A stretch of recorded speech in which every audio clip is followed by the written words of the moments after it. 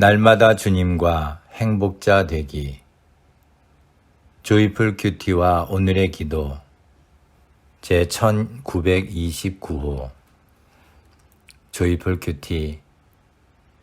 애굽이 심판받던 날 구원받은 이스라엘. 출애굽기 12장 12절부터 14절 말씀.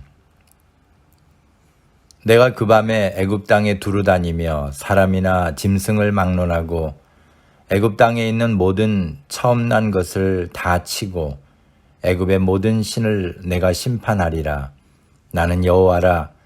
내가 애굽 땅을 칠 때에 그 피가 너희가 사는 집에 있어서 너희를 위하여 표적이 될지라. 내가 피를 볼 때에 너희를 넘어가리니 재앙이 너희에게 내려 멸하지 아니하리라. 너희는 이 날을 기념하여 여호와의 절기를 삼아 영원한 규례로 대대로 지킬지니라. 하나님이 애굽에 내리신 마지막 10번째 재앙은 사람이나 짐승을 막론하고 애굽 땅에 있는 모든 처음 난 것을 다 치고 애굽의 모든 신을 심판하시는 것이었습니다. 실제로 출애굽기 12장 30절에 보면 그 밤에 바로와 그 모든 신하와 모든 애굽 사람이 일어나고 애굽에 큰 부르짖음이 있었으니 이는 그 나라에 죽임을 당하지 아니한 집이 하나도 없었음이었더라고 했습니다. 그동안 하나님의 재앙에도 아랑곳하지 않았던 바로와 애굽 사람들이 이스라엘 백성들을 재촉하여 떠나보낼 만큼 큰 충격이었습니다. 하나님의 명령을 따르지 않았던 애굽에는 이처럼 하나님의 심판이 임하였습니다. 그런데 하나님이 애굽 땅을 치실 때 이스라엘 백성들의 가정에는 재앙이 임하지 않고 그냥 넘어가셨습니다. 그동안에도 이스라엘 백성들과 그들이 사는 고센 땅을 구별하셔서 재앙이 임하지 않도록 해주셨습니다. 근데 마지막 재앙은 달랐습니다. 오직 어린 양을 유월절 양으로 잡아 그 피를 문 인방과 좌우 문설주에 발라야만 했습니다. 하나님의 말씀을 따라 그 피를 바른 가정은 재앙을 당하지 않을 수 있었습니다. 오직 유월절 어린 양의 피 때문이었습니다.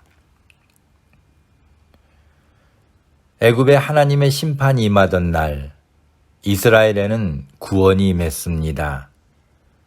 종말에 세상이 심판을 받을 때 하나님의 백성들은 구원을 받을 것입니다. 그것은 오직 예수님을 믿는 믿음 때문입니다.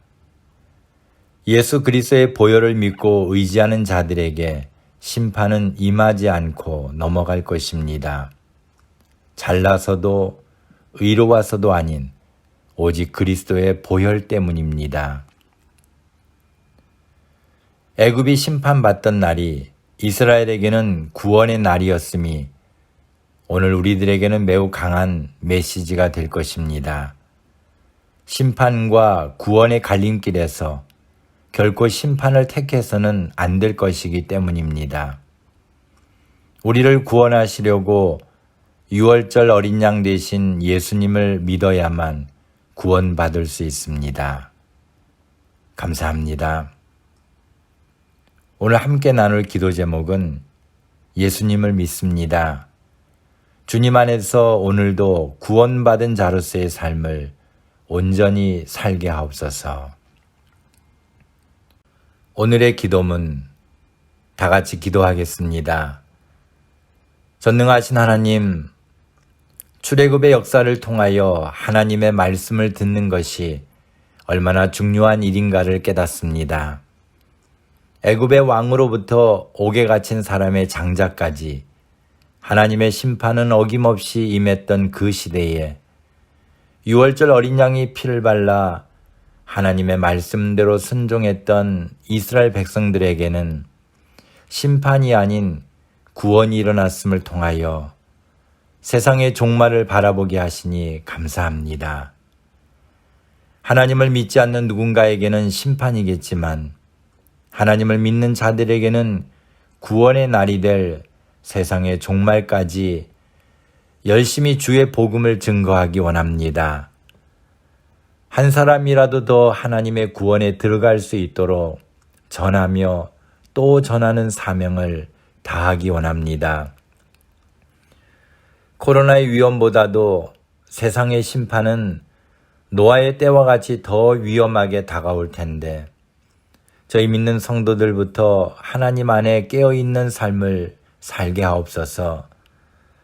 방탕한 삶을 버리고 죄악과는 거리가 먼 삶을 살아 하나님이 원하시는 거룩한 백성으로서의 길을 걸어가게 하여 주옵소서.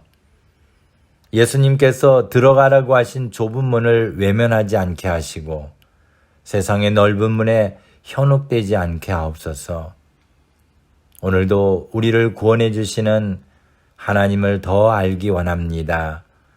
세상을 구원하시려는 하나님의 사랑을 알아 사랑 가운데 오늘도 살게 하옵소서. 예수님의 이름으로 기도합니다. 아멘. 오늘도 주님 안에서 행복한 하루가 되시기를 바랍니다. 감사합니다.